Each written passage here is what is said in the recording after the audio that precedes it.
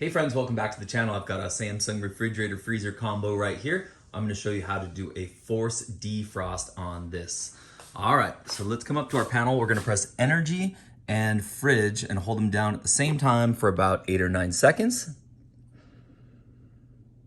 And after that 8 or 9 seconds, this is gonna go blank right here. All the lights are out. And then we're gonna press this fridge button.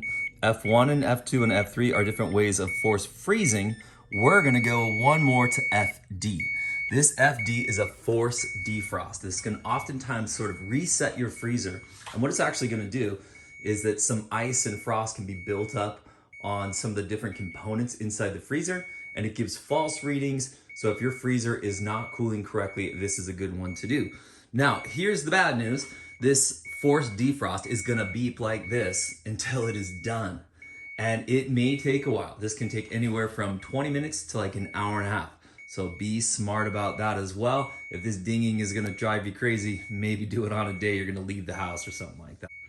Also, once it's done doing its force defrost, it'll reset itself to the normal screen. So you don't have to do anything further at this point, except sort of leave the fridge and freezer alone for the time being.